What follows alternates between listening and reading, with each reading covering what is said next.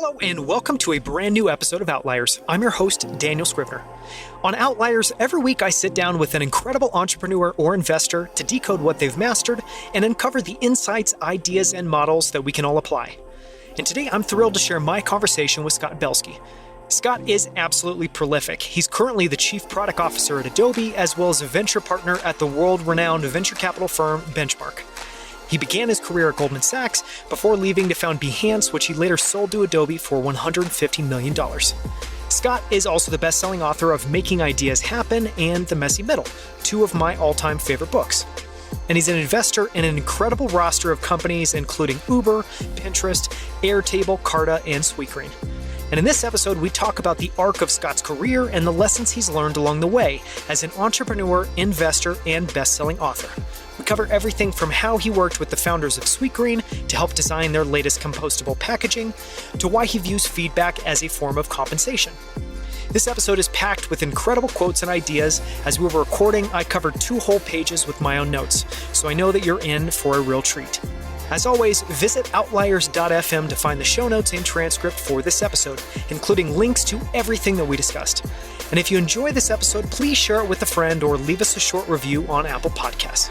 And with that, let's jump into my conversation with the one and only Scott Belsky. Scott, it is a huge honor to have you on Outliers, so thank you so much for joining me today. No, thanks for having me. So I want to have a little bit of a different conversation with you. And, as I have watched your work and I've kind of watched your trajectory evolve over the last 10 plus years, to me, you're a great example of a modern polymath, which I'm sure is like an awkward title to have put on you because you're an investor, an entrepreneur, you're an author. So I want to explore that. But what I thought would be great to start with is if you could just share for people listening that aren't aware of your kind of work and what you've done, if you could just share a quick high level sketch of your kind of trajectory from Goldman Sachs on. I find that I am happiest when I feel fully utilized. And part of that for me is personal with my family. And part of that is advising and helping other founders in their journeys, because I find that I'm deeply curious and interested in some of the problems they're trying to solve and also how they build their teams. I also, by day, love operating and building products and teams myself. And I learned the hard way that when I unplug from that responsibility, I feel a little depressed. So some combination of these things, I guess, that has brought me to where I am. But after having an undergraduate experience with an interest in environmental economics and design and business, et cetera, I cut my teeth at Goldman Sachs and realized very quickly I wasn't cut out for finance. And then ended up in another job there that I loved. And it was basically around organizational design. It was a small team in the executive office that focused on advising leaders in the firm that were having struggles with their businesses, going into clients and helping them deal with growth challenges. And I ended up realizing in that role that I loved building organizations or, watching how organizations could be built. And I also realized that I loved using design to do it. I was actually one of the probably only people at Goldman Sachs with Adobe Illustrator installed in his computer because I just found it a very effective way of communicating as opposed to Excel spreadsheets and Word docs. Yeah, I can't imagine organizational structure in Excel. It's terrible. I'm curious, talk a little bit about, it sounds like you, in that role of kind of organizational design, that you probably worked with a handful of different clients. Can you share a little bit about, the types of clients you worked with? And I'm also just curious, it seems to me when I kind of look at your trajectory and look at it starting at Goldman Sachs, that seems very formative. So I'm curious also just broadly what you took away, if anything, from the culture and team and environment at Goldman Sachs. Sure. And we're going way back because I left Goldman back in 2005 or 2006. But what did I learn? Well, it was at the time a culture that really valued leadership development and was so intentional that the firm would actually give stretch assignments to high potential VPs and managing directors where they would be given a project somewhere else in the world, some role that was actually more so for their own development than for the firm's benefit. And yeah, it was a nice way of having some innovation potential that may or may not pan out to be a new business. But the conviction was that our development as leaders, 70% of it happens through experiential education, 20% of it happens through coaching, and 10% happens in the classroom through formal instruction. And so it was a really great crash course into that 70% and how to be intentional about it, both for others as well as for my own career. And in terms of the types of problems that I was staffed on, I mean, it was all kinds of crazy stuff because I was the most junior guy in the team. So, I was asked to develop the leadership decision-making compass that Hank Paulson, the CEO at the time, ran everyone in the firm through, to being the writer of the script for the annual holiday partner video, to going into some hedge funds that were wondering why their cultures were so bad and didn't want to engage any third-party consultant because of the confidentiality issues, but would come to Goldman as their prime broker and then would open up the organization to us. And I was like, wow, like no wonder this place is an S show. There's no great leadership or thoughtfulness around development here. So I just learned a ton. I love that framework that you shared of kind of 70% experiential, 20% being kind of coaching, 10% being learning, because it harks on something I think is deeply tragic, which is this idea that a lot of people have that you kind of go to school for 4 years or 6 years or 8 years, and then you're set for life and you no longer need to learn and you no longer need to engage. You don't really need to improve. And I'm guessing you've taken that lens and you've likely worked with a handful of coaches along your career. Can you talk about the kind of experiential side of your development and any coaching that's been just crucial for you? I've always viewed feedback as a form of compensation. And when I don't get it, I ask for it. Probably not enough, but whenever I get it, it's gold to me. And even if I disagree with it, it's still reality because it's how someone sees me. As an entrepreneur or a product leader in a big company, you're always trying to develop and share a narrative and generate alignment with your teams. You can plant a vision or an idea, but to get everyone aligned and to get everyone to feel like they're owners of it, and you really have to tune into everyone's frequencies, right? And the only way to do that is by getting data from others as to how you're coming across. So in fact, I would say that the biggest insecurity I have as a leader in a big company is the sort of emperor's new clothes fear. Is there something that I am doing or not doing that no one is telling me because of my position in the organization? How do we overcome that? I think it's a very active measure of asking for feedback repeatedly and developing a culture where people exchange that more liberally. Moving on to Behance, and I want to spend a little bit of time on this part of your story, but I'm curious, so you have this kind of 4 years and change experience at Goldman Sachs, and then you go on to found Behance. Was there an insight? Was there a trend that you saw? Was it just meeting the right people? What was the impetus to kind of founding Behance? Well, there are a couple of quick things that I would note. Number one was a lot of the people that I found most interesting in my life and my close friends were creatives. And they always seemed like their careers were at the mercy of circumstance. Many of them were hired by headhunters to work for agencies, to work for brands. Many of them had outdated portfolio sites. Many of them never got attribution for the work that they actually did in the world. And you would have to know that they did that billboard to know that they had a role in it. And it just felt like, wow, like some of the people with the most potential and most talent in the world, the people who literally make our lives interesting, who compel us to take action on anything around us and understand the world as it's happening, are also the most disorganized community on the planet. At an existential level, Behance's mission was to organize the creative world. And of course, when I told people that, they were like, oh, good luck with that. But in a practical level, an insight that really made Behance work was that up to that point, portfolio sites were websites on people's domain names out in the ether. And the only people that would discover them were the people who knew those people or got their business cards at the time. And how about like discovery of talent you didn't know existed, which is obviously the bigger opportunity. And so what Behance did is it deconstructed the nature of a portfolio into a series of projects, each project with an incredible presentation of the content in itself so it could live on its own with metadata and ability to find. And if you found an incredible piece of work because you were searching for people who did work for Nike or whatever, and then you clicked on the person's name and landed in the portfolio, it was sort of inverting the funnel of how creative talent was discovered. And that ended up being a 10x better way for creatives to build their careers. And whenever in technology you crack a way of 10xing something that is indispensable in an industry, to me, that's where you can build a real company. I wholeheartedly agree. And later on, I'm going to share a little bit of, kind of my connection with Behance. And I'll share thanks to you because Behance in a lot of ways helped kick off my career. But I'm curious, so you start off on this trajectory. I agree. The problem sounds really big, but, it's not necessarily linear. And I know that you went through your own kind of valley of despair or messy middle building it. Talk a little bit about that part of the process. You set off on this exciting journey and you kind of find yourself in the middle period of it and any lessons learned, any advice you would give to other entrepreneurs struggling with that. Sure. Well, the beginning of a journey is always extraordinarily exciting. You can get people to quit their jobs. You can quit your job yourself with this notion of what the world might look like in the future and how you're going to make it so. And then, of course, reality kicks in and you realize that it's just endless ups and downs. It's just tremendous amounts of volatility. Sometimes you feel like you're onto something, and then you're humbled by the fact that the guy selling fruit at the corner, it has more revenue than you do. And who do you think you are being a business? It's very disconcerting at times. You're working amidst anonymity, ambiguity, uncertainty. And so there were some lost years of Behance. I mean, we were, as you may know, we were bootstrapped for 5 years, venture-backed for 2 years.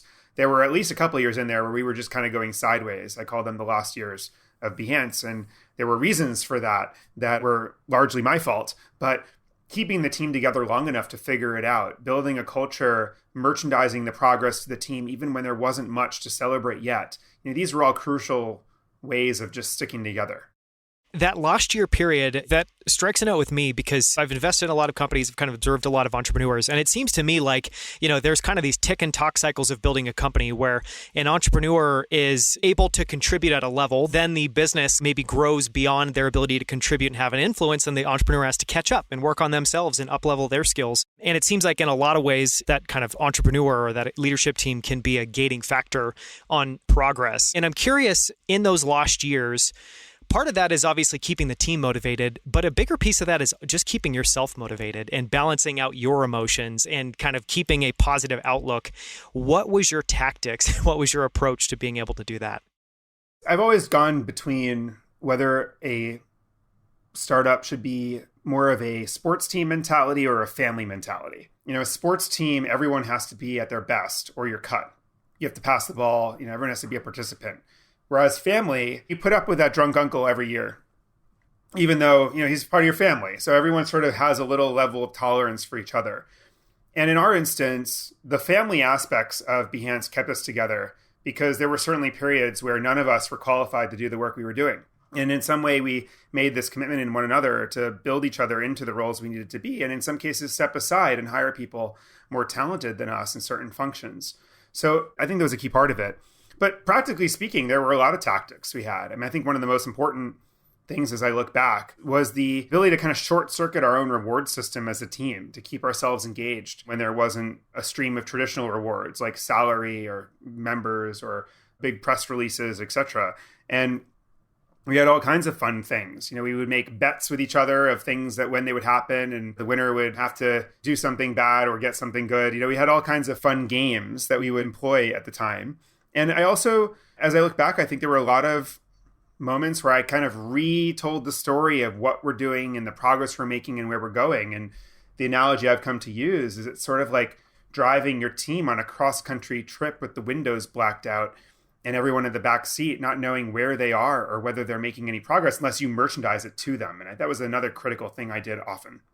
I'm curious, when you put on your kind of investor hat and you're working with one of the companies you've invested in, or maybe it's just an entrepreneur you're advising or coaching, and they're in that messy middle period themselves, because I think this is something that a lot of people, I think it's just frankly not covered, not talked about, but this happens at almost every startup company continually, like for multiple times in its trajectory where there is this messy middle period where they've had a big breakout. Now they're trying to figure out kind of where to go from there. So when you have an entrepreneur you're working with that's in a period like that, what's your advice to them? What do you think is helpful in that role? The questions I get, range. Sometimes it's a question of, should I quit this or should I stick with it? Because it gets hard. And you're always asking yourself whether you admit it or not. Like, is this going to work and should I quit? And I think that this old adage of winners never quit is not necessarily true. As we know from pivots and from stories of other entrepreneurs, that the best thing they ever did was quit something. What I oftentimes ask them is to remember the level of conviction they had in the beginning. When you started and you saw the world in a certain way, you had a lot of conviction, even though you didn't really know much yet. You hadn't talked to customers, you hadn't developed product, you hadn't done betas and whatever else. And then now, after all you have learned, things that have worked and not worked, but more importantly, like what you've observed, do you have more or less conviction in that end state? And a lot of entrepreneurs who are still in their messy middle will say, oh my gosh, this has to exist. This is a problem. I'm sure of it. And to those entrepreneurs, I tell them, This is par for the course. You're in the messy middle. Stick with it. This is what it's about. Gain confidence from the doubt you're getting from others, and consider yourself lucky that it's so hard to get this right, because it will be a moat when you're in market. But sometimes an entrepreneur says, honestly, I have less conviction. And I say, well, then quit. Do something different. Life is short.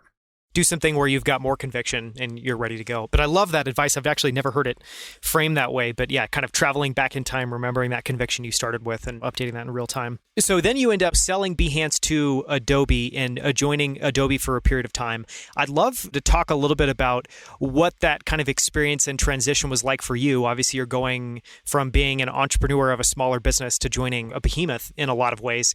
And your role changed a lot. And I know it was partly involved around the kind of creative suite. So what was that transition like? And I don't know, what'd you take away from that experience? Well, it was certainly a moment where I wasn't sure how I would adjust, right? I'd always been completely in control of my own destiny. Part of the success of a startup is like cultivating a well-oiled immune system where you can tell if anything is off. And there's a lot of like control associated with something new like that, as opposed to a big company where you have thousands of people around you and there's no way everyone can be aligned at all times. In fact, some percentage of the company is always misaligned. That's just the way it is. It's just not possible to get everyone on the same page in the same moment. That took adjustment. But what I was excited about was, first of all, the reach. This idea, as a startup, you wish people were in the top of your funnel and knew who you were. And as a big company, it's like you've got everyone there and they know who you are. And it's kind of yours to win or lose. I also really enjoyed fighting the bureaucracy to some extent, the things that were inefficient. I felt like I could be an entrepreneur in an entirely new way by innovating around something in the organization. And I think that those folks are very precious in a big company because they're the future. They are the future of the better norms, the better practices, the better way of doing things. And if you don't have those people, you all regress to the mean and ultimately end up simply resting on your legacy. And Adobe, when we transitioned to a subscription offering, but still had the same old desktop products, we were at risk of doing that unless we innovated with things like cloud documents and mobile creativity tools that were connected to the desktop ones and integrated fonts and services, et cetera, et cetera. We had to like level up. Otherwise, our transition was not legitimate. And I think it took us years to get that done. But as an experience of being a leader, I learned so much more than I anticipated. I know now you're the chief product officer, so obviously you're spending a lot of time on the product side. Was that true in your first stint at Adobe? No. So I entered initially only overseeing Behance, which was the asset that Adobe purchased in late 2012. And then about a year or so later, the leader I reported to at the time said, listen, we have this nascent thing called mobile and we haven't figured it out yet. Do you want to take it on? I was like, big point where I kind of choose to just move beyond the thing that I had made. And I was really excited about it because it also opened up a Pandora's box of questions around, well, if you have a mobile product, how does it connect to the desktop product? And then you need services, and what are those services? And I ended up realizing there was a lot more to it. It was a great experience. And I think also it helped retain my team and I, because we started to have steep learning curves again, which was really important. It's the importance of steep learning curves, especially if you've been working on a problem for a long period of time. I'd love to switch tacks and talk a little bit about investing. And, as you've been prolific as an investor, both as an angel as well as by being a part of Benchmark.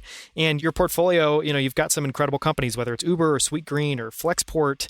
And one of the things that I was curious about that is, obviously for anyone that's an entrepreneur, I think part of that naturally becomes you want to pay, people supported you in your journey. You want to pay that back for other entrepreneurs. And maybe that played a role in why you started making investments. Was there anything else to that story? What was it that just kind of fascinated you and drew you in? It first happened a little less altruistically and a little bit more around wanting to buy an education, frankly. It was 2010. I was 5 years or 4 years into Behance. I probably had no business really investing at the time. And I was introduced to this guy who had just left his job at Google to start a company that was also focusing on the creative world to some extent and had like a very grid-like pattern to its product experience, which was similar to Behance at the time. And he had another name for his company at the time, but it became Pinterest. And this is Ben Silberman. And so I had this meeting with him before he was raising his first sort of seed round and really resonated with him and his vision. At the time, there were products like Delicious and others that were bookmarking products. And he really had this vision for a visual interest and showcase and discovery site. And I actually felt like I could learn a lot from him. He was from the West Coast. I was from New York. And of course, I had this insecurity being outside of Silicon Valley and not having a network out there. And so in some weird way, I said, well, listen, I'm going to be an advisor for his business, and I'm also going to invest and in some ways buy an education and a network out west was maybe my rationalization at the time. And I ended up having a great experience learning from him in the early days and trying to help however I could. And then, of course, when you have an investment that yields a very large team of people who end up going out and starting their own companies, they go back to the same angels that were helpful in their previous company. And so what I've learned in the investing space is really to stick to my lanes. Like, I'm a product and design obsessive. I love jumping in and helping teams with their product experience, their onboarding, their first mile experience, the engagement patterns, and building and scaling a design and product team. And I feel like companies that I really love and founders I resonate with, I would love to serve that role. So obviously with Pinterest, it sounded like you ended up investing very early in the stage of that company. And that company's obviously gone to grow immensely. It's now a public company. It's done really well as a public company. And, it's not the only example in your portfolio. I know Uber is another example you invested super early. So for someone listening that maybe hasn't had your purview of being able to invest early and truly seeing just how much time it takes to build a sizable business and bring this vision to life, can you share a little bit about what that's like to kind of get an early glimpse at something where you're just as excited as the founder of what this could become, and then see the ups and downs all along the way to that kind of getting realized? Well, a couple things. First, great opportunities never have great opportunity in the subject line. None of these were obvious. And in fact, after these investments, I and other investors in these companies, I can factually tell you, thought they would be zeros in both Pinterest and Uber at certain points. It's just because of the ups and downs of the economy and also the spaces that they were in and their lack of ability to monetize and periods of low growth and competition, et cetera, like regulatory issues with Uber, for example. There were many moments where it was very unclear. You can't become lazy and look for obvious signals. And that's when investors tell me, oh, I saw a really great signal. I'm like, I don't resonate with that because it's never clear for me. What I do zero into, though, is really a product that I think is 10x better experience in something that I do and identify with or can get empathy with, some other set of customers doing. You talk to a founder and every conversation is a step function more interesting than the one before it. It's a signal to you of the type of person that they are. I also love investing in optimistic pragmatists, people who are very optimistic about the future, like anything's possible, but also somewhat practical and pragmatic about the present. Oh no, we're not moving fast enough. Or this data set, I'm not sure we're going to sufficiently build that. And I don't think our AI effort will be as effective as we may have thought. That's a very rewarding type of partner to work with, right? And so as a board member, as an employee, like those are the people you want to work for. I love that quote, investing in people that are optimistic pragmatists, because I think that that's kind of the sweet spot to get into where obviously someone can see something that's not yet here and be able to build it out, but is also extremely practical along the way. And I'm curious, from those experiences, have you drawn any parallels? Like what helps somebody? Because I know a lot of people who are very optimistic. I know a lot of people who are very practical. And I don't know of many people that are able to knit those two together. What is the superpower there? Or what is the ability there to kind of knit those two things together? There's a talent to sort of see how an end state will be and to have inherent optimism about what could go right is a special skill. And in fact, I think it's one of those that makes you a great founder and maybe not a good investor. The best full-time investors, traditional investors that I know are really good at picking apart what will go wrong always. As a founder, you're never going to get past go if that's your mentality. But at the same time, with the optimism and the desire to market it and spin a narrative and get people excited, etc., you have to have this bias towards action.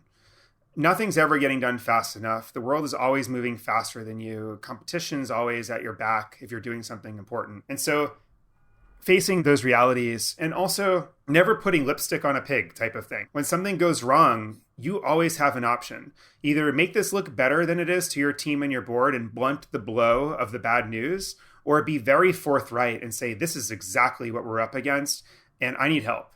And everyone is in that instance at some point, but it depends whether they're honest about it or not. And so I just think that that's the killer combo.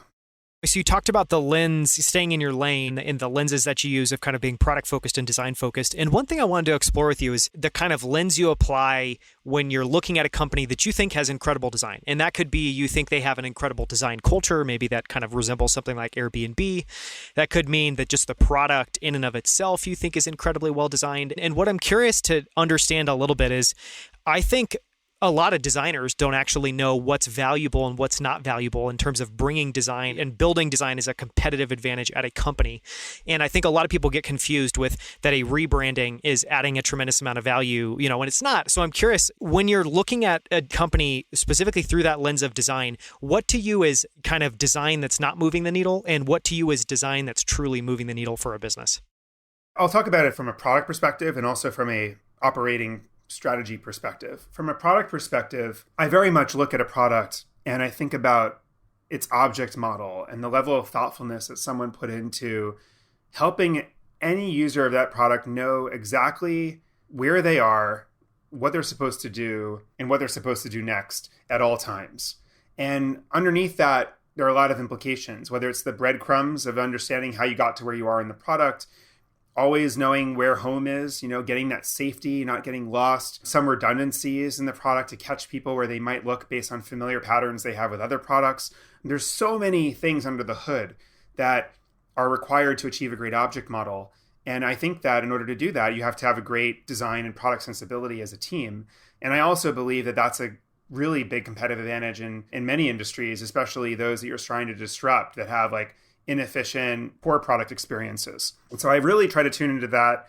And that's why when a deck doesn't have a product to walk through, I just can't resonate with it. And similarly, when I meet with my teams at Adobe, I always push for product first because we need to ground ourselves in where we are and what the user's experience is. Another thing I've been trying to push for at Adobe is recognizing that our customers are not just living in a product like Photoshop, they have an end-to-end experience across our products. And so how do we really take that into account as opposed to just think about a customer from a product by product perspective? From an organization level though, real quickly and real short, a prototype is worth 100 meetings. You can have a meeting and heads nod and talk about what something should be. But when you walk people through an end-to-end experience for an objective that you have to change something at the business, it's like a hot knife through the butter of bureaucracy. Everyone suddenly gets aligned and it's a beautiful thing. There are a lot less different interpretations when you're all going through the product together as opposed to just some sort of a narrative or some sort of a nice deck. And I love your model of kind of object or orientation as you kind of think about product. And one thing I was curious is, just looking at some of your investments, clearly you can bring that lens to something like Airtable or Uber, but you also have investments like Sweetgreen in your portfolio. And I'm curious, when you have something that's maybe more in the real world, slightly out of the realm of digital and out of product, do you still approach it very similarly? Do you use that object model, or is there another model or another kind of screen altogether? Yeah, well, Sweetgreen's a great example. It's a company that I sat on the board on as well and helped with their digital experience. But what I loved about that team is that they really think about the end-to-end experience of their customer. And the challenge to me was that they think about it both in the physical and in the digital world as one seamless experience. So I felt like I had a lot to learn from them. They also think about the end-to-end experience, including the quality of the product itself, which has implications behind the counter as well as in front of the counter. I remember spending a whole day with those guys and an incredible industrial designer I knew going through new salad bowl concepts. How could a salad bowl be both recyclable, eliminate the need for washing metal bowls in between salads, and improve operations and efficiency and cleanliness? It felt like it would be entirely different, but actually it's the same sort of thing. I mean, digital, I think that we as humans really discern too much between atoms and bits, right? At the end of the day, it's all something that's happening in our brains through light projected into our eyes. And whether it's coming from natural light or artificial light, it's all an experience that we're encountering. It's a very meta perspective. I love that example of spending a whole day looking at salad bowls, because all of the design-focused companies that I've worked at that have moved the needle, including Apple and Square, did things like that. I remember when I was at Apple, we took a tour of the industrial design lab there, and they had this whole area. I mean, it was an insane amount of real estate that was dedicated to all these different prototypes of the lighting mechanism that would be behind the Apple logo on stores. And they were trying to find the right hue of, is this too yellow?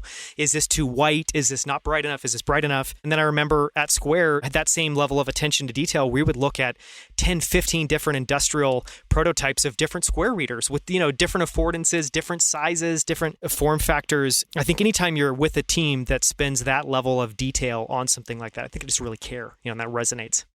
I think it's a great point. And I've always churned over what the actual definition of design is, which just seems like a very cliche question. But my latest view is that it's the small things that make a big difference.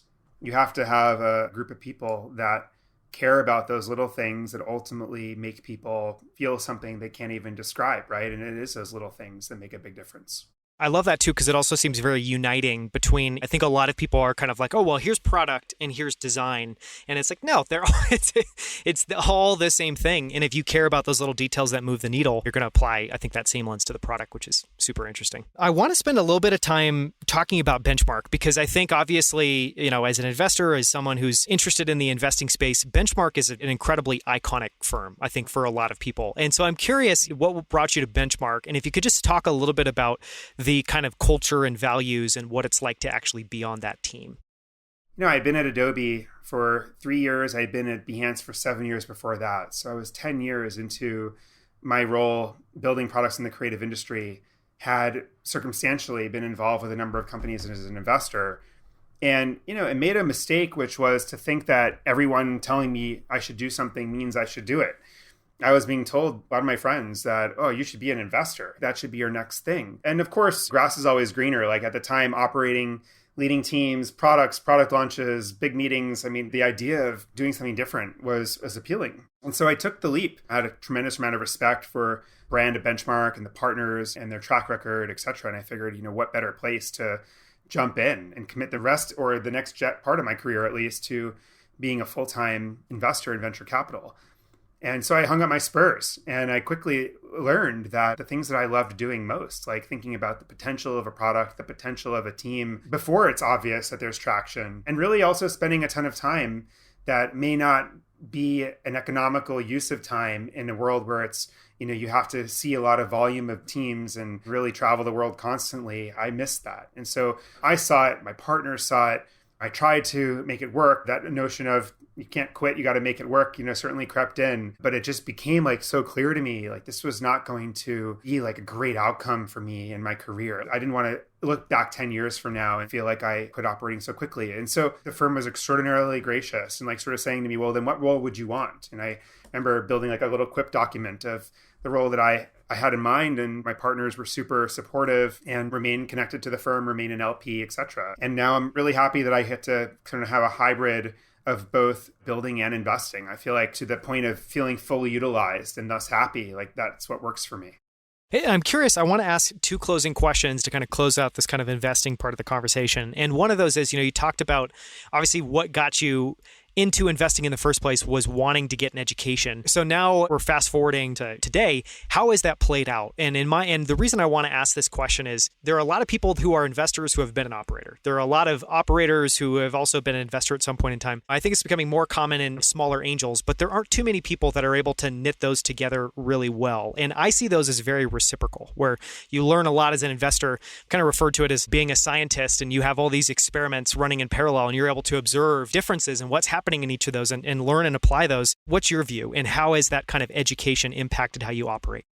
I find it extremely valuable for me to see how the next generation of teams are making their products. What design tools are they using? What collaboration tools are they using? What are their work practices? What are their work from home philosophies? And how are they dealing with the pandemic? I observe all this, in little pockets of time during the week or oftentimes the weekend.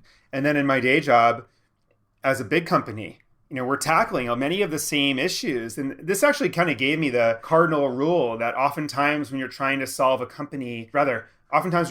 problem in a big company, the answer is what would a small company do? So I ask that all the time, and I get a front row seat in this sort of investor advisory role. So it really works for me. Of course, I'm ruthless about my time and my priorities, etc. It's kept me on my toes. It's taught me more than I can explain, and it's extraordinarily rewarding. At this point, it also is giving back. I mean, there are many investments that I do where it's listen, I am doing this because I love the entrepreneur and I love the problem, and I don't even have much financial exposure to it, but I just think it's such a great journey to be a part of. I want to ask one more question. The answer may be very similar, but one thing that I was really curious to ask you is, I think when a lot of people think of an investor, they think obviously the main motivation is financial. And sure, obviously you hope when you make investments that these turn out to be valuable, enduring companies in a lot of ways. And I think a lot of investors care more about the outcome for the company overall than their own personal outcome. But clearly there's that element. But I imagine that for you, it's much deeper and much more kind of emotionally resonant of why investing is so interesting. It sounds like part of that's backing entrepreneurs, but if we kind of put the money part aside, put the learning part aside, what's at the heart, what warms your heart when you're looking at a pitch or when you're backing an entrepreneur that makes it a deeply rewarding emotional experience for you?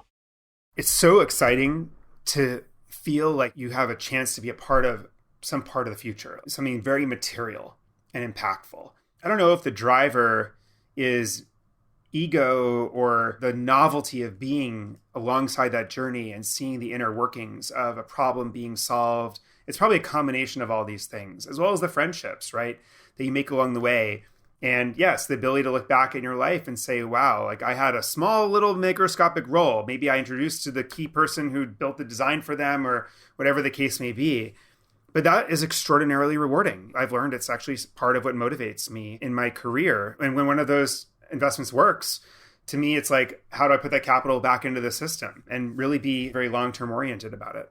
So I'd love to transition and switch the conversation to talk a little bit about your books and how you approach writing. And for people that haven't read them, you've got two incredible books. I've read both of them. You know, they're near and dear to my heart in different ways. And funny enough, I read them at different points in time where they were super resonant for me. The Messy Middle I read cover maybe a year and a half ago when I was in my own messy middle. And that was literal. I could not find really anything that I felt like could help me get through that experience kind of emotionally, because it can be very challenging. And that book was it. I'm curious if you could start by just sharing a little bit of the backstory and the kind of core idea in each of those books. Absolutely. And I'll start by just saying that the reason I write is because it's also my way of remembering the things that I'm learning from others and synthesizing it. I've always felt like writing is, for me at least, the most effective form of self-discovery. And it also helps connect the dots with your community, because whenever you share something, people then have more to talk to you about. With Making Ideas Happen, this was back in, writing started in 2008 or 2007. It was the early days of Behance. And as we were trying to organize the creative world, I focused on who are the most productive creative individuals and teams out there, and why are they especially productive? Also, I was frustrated with the fact that everyone talks about inspiration and creativity in this creative world. It's the last thing everyone needs. Like, they've got enough creativity and ideas. In fact, that's the problem. Like, you have too many ideas and people jump from idea to idea to idea and never get anything done. So I felt a real call to action to focus on productivity in the creative world and what we could learn from the most productive creative teams and individuals in the world. And so that's what Making Ideas Happen is all about. And really the book is brought down into insights around organization, insights around the leveraging community forces to hold yourself accountable and refine, etc.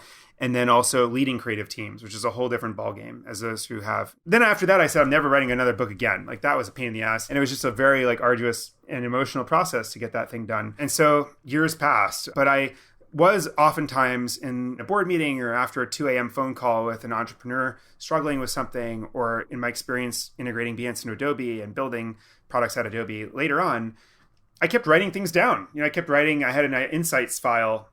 I called them essential insights. And they were like things that I wanted to remember. And at the time I was using Evernote, now Notion, but I was writing all these down. And I had at one point 860 something insights. And I figured I should probably organize these so I can have some way of referencing them. And so I organized them largely into 3 camps. One was around enduring the tough parts. Like, how do you endure and what are the tactics and stories around endurance in the lows? The second was around optimizing, and it was sort of a cheat because there's a lot. It was optimizing how you work, optimizing how your team works, and optimizing how your product works, which is, of course, are entirely different disciplines of thought, but I figured I'd lump them all together. And then the third was kind of around the final mile. How do people not get tripped up over their own legacy? How does someone not become a one-hit wonder? How do you not sabotage yourself in the final mile of launching a product or a project or starting your next chapter of your career? There was a lot around that as well. And so after all that, I challenged myself to synthesize this into a book. And I felt like the best way of summarizing it up is it's really the volatility. It's how to manage the volatility in the middle. Do you have another book coming, or are you for sure no more books now? Well, of course, the answer right now is hell no. So yeah, not at the moment. I'm curious, those books have meant a lot to me. I know that it's very rarely happened that I've mentioned them to someone they haven't already heard about it, or they don't have it, or they haven't already read it. What, as an author, obviously there's kind of this selfish, or at least scratching your own itch piece to, like you said, just organizing things and then being able to share it with others. What's some of the most rewarding feedback that you've gotten from each of those books and people that have read them and stories that have come out of those?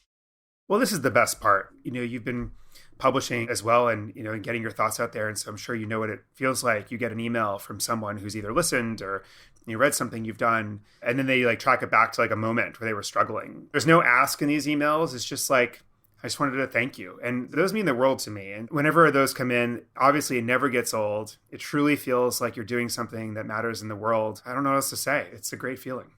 I guess coming into this, my thought was you potentially have some sort of a writing practice, but maybe that's not the case. And it sounds like maybe that writing practice is jotting down observations and then at some point kind of doing this mass collation and distillation of that.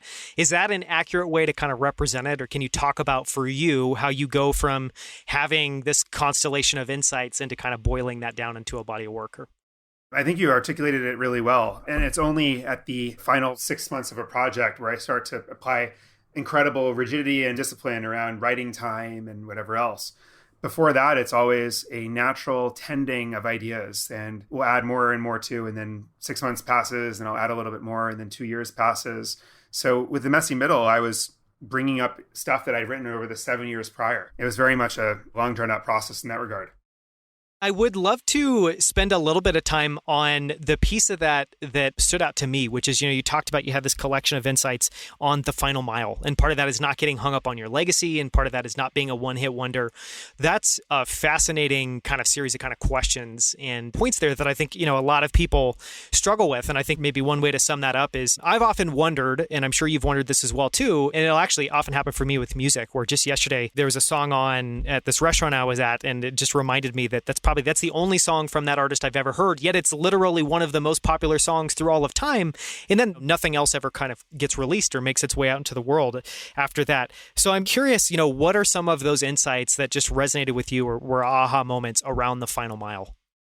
I talked to a lot of folks about this in different disciplines, including people in the arts and music, etc. And a couple of thoughts came out of those conversations. Number one is oftentimes the cost of getting attention is that you're no longer paying attention.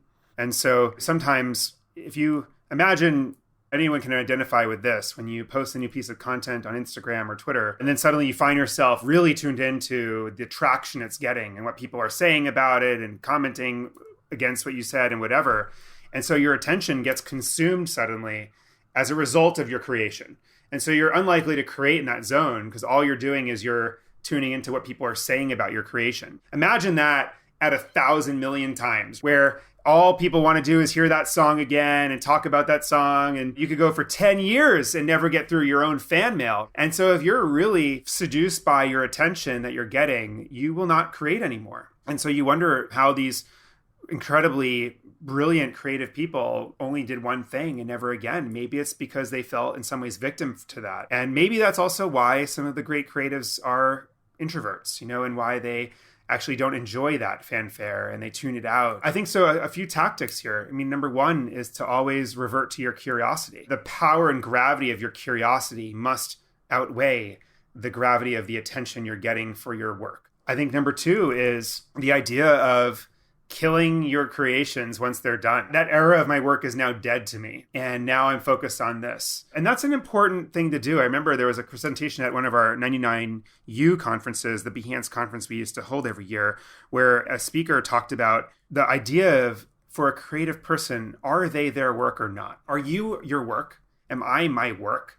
And some part of me says yes, because I'm passionate about my work. I care about my work. I'm not just shoveling snow, although that might be someone's passion, but it's not mine. I have found I'm fortunate. I get to do something I feel really passionate about, but that's also dangerous because once you are your work, your identity is tied up in what you're making, then what does that mean once what you're making is done, out there, over, uninteresting? And, does that mean that your identity is over? I think there's something to be said about keeping them separate. It reminds me of a quote I heard recently, which was kind of talking about what allows people to endure at a certain level over a period of time. And one of the observations, which for me, I was like, wow, it's an incredible insight I'd never thought about, was that at a certain point of time, once you've been successful enough, it's as much about forgetting things that you've quote unquote learned. So you can learn new things. And so you can shed some of that old skin. So you can truly, I think, be present, be curious again, and have new discoveries. And that for me was one of those like, oh, that's just such a great insight in just a few words. Yeah, Daniel, just to elaborate on that, you just reminded me, there's a mentor of mine in Boston who was a really successful businessman who I always kind of looked up to growing up, older than I. And I remember talking to him when I was in business school and him telling me that he doesn't save anything. He doesn't save mementos. And it was such the opposite of me. Like I always saved, the acceptance letter to college, and everything was like significant to me. And I would meticulously save this stuff. And I couldn't believe that this person with such a great history didn't save anything, as almost like a pride point. And only later have I realized that those things that we save from our past in some ways are also anchors to our past. And in some weird way, maybe they are us celebrating the wins from before as opposed to focusing forward. I would love to close it out to talk a little bit about the future, because part of that, obviously, I think if you're an investor, if you're building on that frontier, there's a part of your brain that's just naturally wired to think and be curious about where things are heading. And you have what I imagine to be just a pretty incredible seat to that, from the investments that you're in, from the deals you're looking at, from your position at Adobe. So I'm curious, what sorts of books and ideas recently have been on your mind and have been shaping how you think about the future, or how you kind of think about what's happening now, maybe a little bit more clearly? I'll share a few things that trends, I guess, that I've become really interested in. One I wrote about right in the new year that I call eduployment. And it's the idea of the vertical integration of education and employment. The idea that a company can train up tons of people to do appliance repair and then get certificates in every type of appliance. And then once they're certified, deploy them towards people in their region that need an appliance repaired and have a vertically integrated marketplace and almost like secondary education. And you're seeing this, that's a company called Nana. There's a company called Main Street that's doing this for house painting. And there are a number of other examples. And I just think that for the future of income inequality and marketplaces that allow individuals to be their own business, is this a part of that solution, is something that's going to be very big in the coming years. I also obviously think a lot about the creator economy and how creators are owning their own audience and what that means in terms of traditional media. So that's obviously a trend that a lot of folks talk about. And I guess the last one, maybe that's really top of mind right now, is the consensus economy. The idea that, whether it's Bitcoin or baseball cards or anything else, the hyper-networked nature of all of us right now means that if some small long tail group of people, if they agree mutually on the value of something random and you can fractionalize that and trade it, etc., you can in theory have a long tail of currencies and micro communities. And I think that's very profound for the future. Just on that last point, one of the conversations I just had, I think last week or the week before, was with someone who's building out a business in kind of the collectible space. And they're literally finding insane stuff, whether it's a meteorite or a triceratops skull, this physical object, kind of creating shares of it and then allowing people to buy shares of that and have a portfolio. And they're also doing other stuff. And they're part of the trend in my mind that we're seeing, whether it's NBA Top Shot, NFTs. This is going to be a shot in the dark because I'm not sure how much you've thought about this, but it's been on my mind a lot. In my mind, all of these things fit together, whether it's real world collectibles, digital collectibles, NFT. And part of that, I think, is I'm less interested in the value question of why are people paying so much? And I'm more interested in what is it culturally or generationally that we're going through that's making that, just means that the latest generations are much more anchored in digital, and that's more real to them than physical. And that's, of course, why all this makes sense. It's super shot in the dark. Do you have any thoughts, observations there? I truly agree with the way you see it. Obviously, we're all digitally native. I think in some ways we were all waiting for something to collect digitally because collecting is sort of a human nature. It's things that are profound to you. Why are things important to us? Because they're either scarce, because they have history, they have provenance. Until the advent of blockchain and some of the tools around transparency and provenance, it was really not possible to have that sensation in the digital world. But also, a lot of us, and especially the next generation, they're living their lives in these digital worlds. Literally, they're living in virtual worlds where they want to look a certain way. Look at Fortnite and billions of revenue, all associated with people's skins and weapons and shoes and whatever they look like in the game. So a digital identity is a huge business and is a big opportunity these days. And I'm guessing you would agree too, this isn't a fad. This isn't a temporal thing. It is a shift that has a tremendous amount of momentum. Is digital things acquiring more value? Absolutely. Now, of course, will there be ebbs and flows? Of course, right? There will be volatility. There's a messy middle for trends like these as well. I'm going to ask a different closing question than I typically ask. And you can answer this as an investor, or talk about one of the companies that you backed that didn't work out, but you thought was an incredible team, was an incredible company to be a part of, or it could also be a personal thing. But the question I wanted to ask you is if you have a favorite failure. And that could be an investment, that could be something personal. Ideally, obviously something that you took something away from, but obviously where the value of that thing didn't really materialize, but you ended up it being a very rewarding experience regardless. Well, there are many. I'm not surprised. There were products that I had to kill at Behance that probably wasted months, if not years, of my team's efforts that taught me how to be a better product leader. And there were also career mistakes. I mean, certainly thinking I'd be a traditional VC led me down the path that was wrong for me. And it was really very tough to extricate myself from that to some degree. I think I would probably go back to early lessons learned building a team at Behance. I think that one of the things I've always struggled with was always the desire to hedge the risks that I was taking. Like getting too diversified or bolting on other products and features and In some ways, all the above. And I think that there's a debate about whether entrepreneurs, really good entrepreneurs, are either major risk takers like the Elon Musk of the world and the stories we hear about all in on everything versus folks that are very hedged always. I think I was probably too far, though, on that spectrum, where when we were building a network for the creative professional world, we were also building a task management tool, and we also had a paper products line, and we also had a conference. And if you ask me why back then, the reason is that we weren't venture backed. We had to pay the bills. And also I felt responsible to make sure this business worked. And I wasn't willing to go all in on something. And actually it took my team really pushing me to say, hey, listen, we're splitting our efforts here. And if we really want to make a dent in a world somewhere, we got to pick our thing. And as soon as I made those difficult decisions, we really unleashed our potential. That was the beginning of the best days of Behance. It took some whiffs, to really get that right. Not to push back on that, but I will say the action method stuff, I still use it. I still order it. I think it's awesome. So I'm glad you ended up doing that. Me too, right here, There we go. And I wanted to end this by just saying thank you. And when I reached out to you initially, I shared the story, but I want to share it with the audience as well. You talked about the impetus for founding Behance was creating a network and that companies couldn't find people's work. And, they would have to find you through some weird methods. And that ultimately meant that obviously it wasn't very democratic. It wasn't an equal playing field for all talent. And I started out my career, surprisingly enough, dropping out of high school to pursue design full-time. And I was one of those people who had a website with all of my work up on it. And when Behance launched, I immediately joined. I put my work up on it, and one of my projects ended up getting featured. And that literally was the impetus for me to get a call from Apple, to then move to San Francisco, to then go to Square. And literally, I'm sure I hopefully would have been just fine in an alternate universe, but Behance had a remarkable impact on my career. And I just want to say thank you so much. Thanks for sharing that. It's this is the stuff that makes it so rewarding for our team. And obviously it's the work itself that ultimately yields the opportunity, but it's been really fun to build this platform and get inspired and humbled by the community every day. That's for sure. And thanks for having me on this. And I just love the podcast series you've created. So it's an honor. Thank you so much, Scott. I think I've made more notes of just writing down your quotes during this interview than any other interview. So I think a lot of people are going to really enjoy the show. So thank you so much for the time, Scott. I appreciate it. Absolutely. Thank you so much for listening to Outliers. To explore other episodes and sign up for our free weekly newsletter, visit outliers.fm.